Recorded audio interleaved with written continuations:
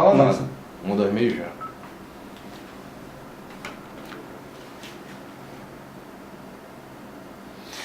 Amados, bom dia, graça e paz. Eu sou o pastor Ismael, da Igreja Evangélica Vida Abundante, e essa manhã estamos aqui para começarmos, através desse vídeo, a ministrarmos a palavra de Deus a respeito de algo muito claro, muito sério que chegou para as nossas vidas, que é o Evangelho da Graça de Deus. E eu queria convidar você a compartilhar comigo este vídeo, a ver este vídeo, porque ele vai para a internet, ele vai para o YouTube, ele vai ser divulgado para que você acompanhe. Por qual motivo eu te chamo a isso? Para que você seja edificado pela palavra de Deus. Amém?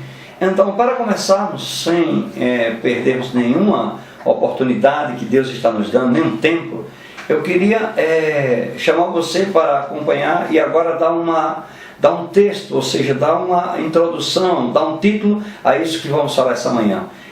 E o título que eu queria dar a essa mensagem, esse pouco de mensagem que vamos ministrar agora de manhã, é Os Dois Evangelhos e Uma Só Verdade. E queridos, começando falando sobre dois evangelhos e uma só verdade, eu queria cumprimentá-los com a graça e a paz do Senhor, que ela seja multiplicada quando você vê esse vídeo, pelo pleno conhecimento de Deus e do nosso Senhor Jesus Cristo. E para começarmos, eu queria que você abrisse sua Bíblia, se você tem, se não tem, você conversa comigo. O capítulo 2 da carta de Paulo aos Gálatas está no Novo Testamento, e o versículo 7 que diz assim: antes, pelo contrário, quando viram que o evangelho da incircuncisão me fora confiado, como a Pedro o da incircuncisão. E aí eu queria que você parasse um pouco para entender: se a Pedro foi confiado o evangelho da circuncisão e a Paulo o da incircuncisão, chegamos aqui ao primeiro entendimento de que temos dois evangelhos. Mas, querido, a verdade de Deus, ela é absoluta e ela já transcorreu todos os séculos e gerações e nunca mudou. É uma só verdade. Mas aqui estamos diante de um pseudo-dilema: dois evangelhos e uma só verdade. Se a Paulo da incircuncisão e a Pedro da circuncisão, nós temos aqui dois evangelhos e uma só verdade. Então, alguém, irmão, está pregando alguma outra coisa que não é a verdade. E isso tem feito com que a Igreja do Senhor tenha parado diante de um mundo tão cheio de adversidades, circunstâncias e a pressão que o mundo exerce sobre a igreja. Muitas vezes perdemos até a referência de que temos um Cristo que morreu e que ressuscitou e que está sentado à destra de Deus o Pai, por um só motivo: porque estamos defiando por causa de dois evangelhos e uma só verdade. Essa manhã eu chamo a sua atenção para que você esteja inserido, ou a partir de hoje você comece a sair de dentro de qualquer coisa que se chama evangelho e entenda a graça de Deus e o dom que é pela graça. Então isso é que me libertou, isso é que libertou os irmãos que estão junto conosco. E isso não pode ficar entre quatro paredes, tem que contaminar, isso tem que envolver toda a cidade do Natal. Então, apesar do livro, apesar da Bíblia Sagrada ser um livro inspirado por Deus, ser um livro das promessas de Deus, ser um livro que faz com que todas as gerações passadas tenham vivido por ele, é o livro da Igreja do Senhor, é a inspiração divina. Nós temos dentro dele dois evangelhos e uma só verdade. Ou seja, a Pedro o da circuncisão. E o que seria circuncisão? Circuncisão quer dizer cortar. Cortar onde flui o sangue. Isto era a marca do evangelho segundo a tradição do judaísmo. Todas as crianças que nascessem até o 8º dia, elas seriam circuncidadas. E a Paulo, o evangelho da incircuncisão, que não precisa de um corte, que não precisa de nenhuma marca, precisa sim da renovação da nossa mente para entendermos a boa, agradável e perfeita vontade de Deus que vem pelo evangelho da graça de Deus. E para que você fique mais atento a estas verdades, eu queria que você entender, se eu abrisse a sua Bíblia no primeiro capítulo de Hebreus, aonde a Bíblia diz assim: havendo Deus antigamente está falando do evangelho da circuncisão, antigamente falado aos nossos pais, de várias maneiras e de muitas formas aos nossos pais, pelos profetas, a nós hoje fala pelo Filho, a quem constituiu o herdeiro de todas as coisas e por quem fez todas as coisas. Ou seja, querido, temos aqui também de novo duas etapas, ou dois evangelhos. Antigamente Deus falou de várias maneiras, muitas vezes aos nossos pais antepassados pelos profetas. A nós hoje fala pelo Filho, pela palavra, pelo verbo encarnado. E por que precisou Paulo abrir a carta aos Hebreus falando sobre esse? Porque a carta de Hebreus é uma carta de exortação. O que é exortação? Em primeiro lugar, exortação é encaminhar de forma correta. E quando nós encaminhamos os filhos de Deus, a igreja do Senhor, de forma correta, ela vive por cima, ela entende que ela é cabeça. Então, quando Paulo abre a carta dizendo que Deus antigamente falou aos nossos pais pelos profetas, de várias maneiras, ele está dizendo que isso foi antigamente, que isso passou. E hoje ele fala pelo Filho, ou seja, ele fala por aquele a quem constituiu o herdeiro de todas as coisas e por quem fez todas as coisas. Então, quando o Evangelho estabelece duas partes, ou duas formas, é porque a verdade, ela é a espada de dois gumes, que divide.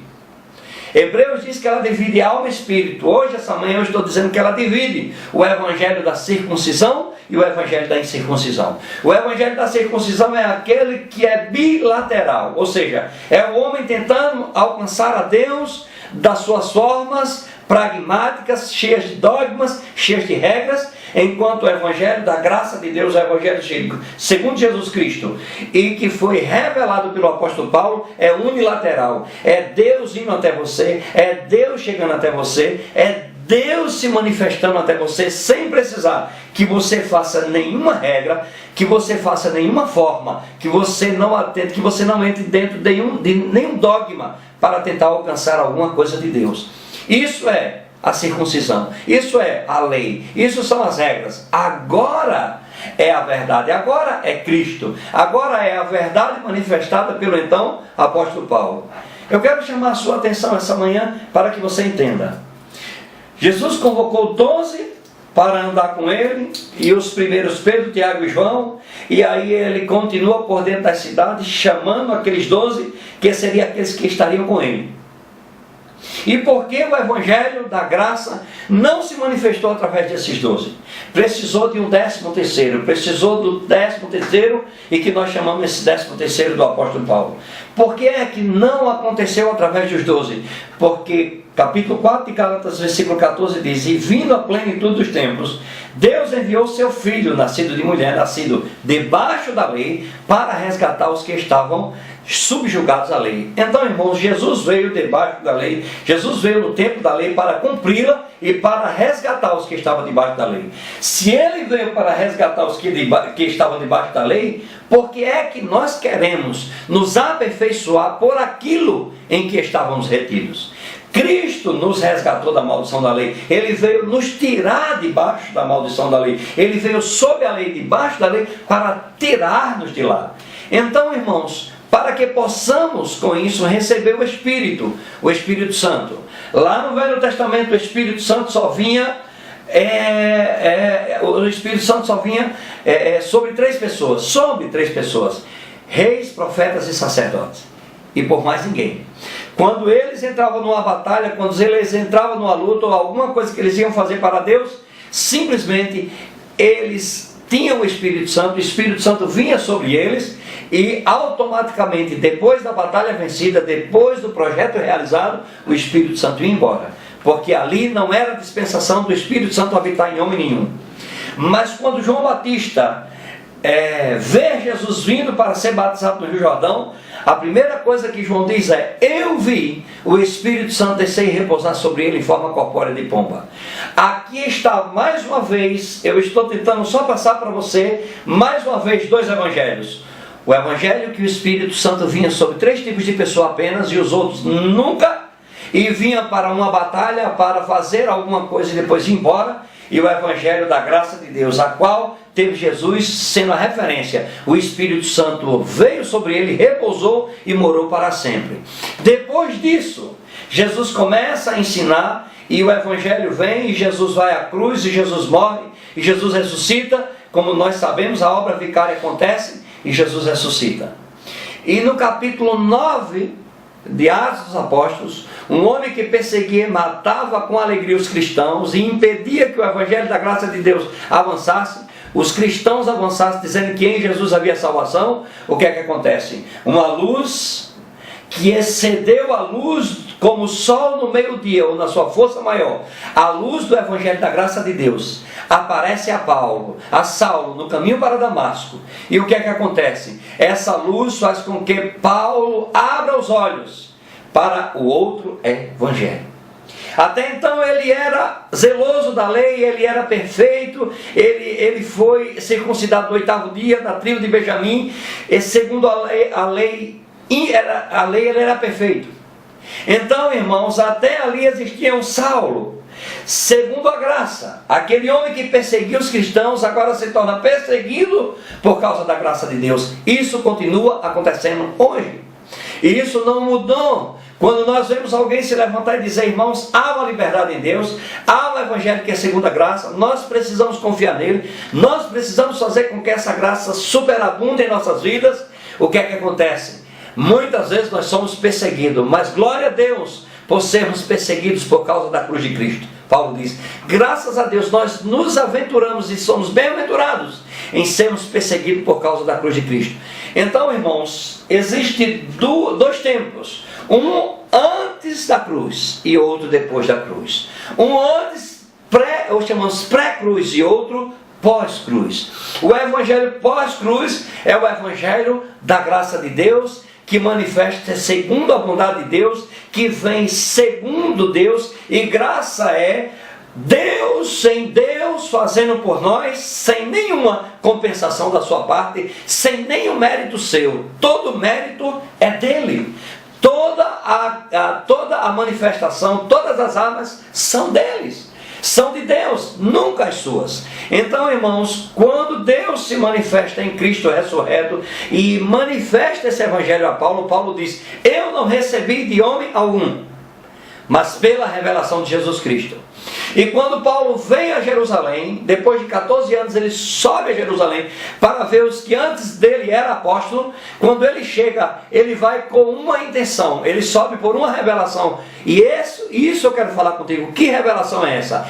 Expor o Evangelho que conquistou o apóstolo Paulo. Expor o Evangelho que fez o apóstolo Paulo deixar de ser assassino para ser aquele homem a ser perseguido por causa da graça de Deus. E ele expõe esse Evangelho, mas quando ele chega para expor esse Evangelho, ele vê uma coisa que vemos hoje na igreja do Senhor: dissimulação. Ele vê um querendo dissimular, um querendo fazer com que o outro venha para aquilo que eles entenderam como sendo Evangelho. E isso foi através de Pedro, Tiago e João. E Barnabé e Tito, que estava com Paulo, foram induzidos a circuncidar-se. Irmãos, isso está acontecendo. Você não precisa levar um corte, mas quando dizem a você que você precisa fazer algo, que você precisa jejuar, que você precisa ir para o monte, que você precisa ir para a vigília, que você precisa ir ao culto matutino, que você precisa ir para o ciclo de oração para receber alguma coisa de Deus, você está sendo circuncidado. E essa circuncisão não vem de Deus, não opera nada em você que não seja regras. Ele impõe para baixo, ele condena porque você não consegue praticar isso. Mas a graça de Deus te chama para a liberdade. E a liberdade é aquilo que Jesus disse: porque o meu jugo é suave e o meu fardo é leve. Quero terminar exortando a você que nós estaremos transmitindo outras e outras mensagens como essa, uma encaixando na outra, uma sendo um pedaço da outra, para que você, irmão, seja livre da condenação, seja livre da imposição de homens, da tradição humana, da tradição de homens, dos dogmas da religião, para que você possa avançar no que Deus tem para você, porque foi para a liberdade que Cristo te libertou. E Jesus disse: se o Filho, se a palavra, se a inspiração da palavra te libertar, verdadeiramente você será livre. Eu agradeço a oportunidade e abençoo a sua vida, em nome de Jesus. Uhum.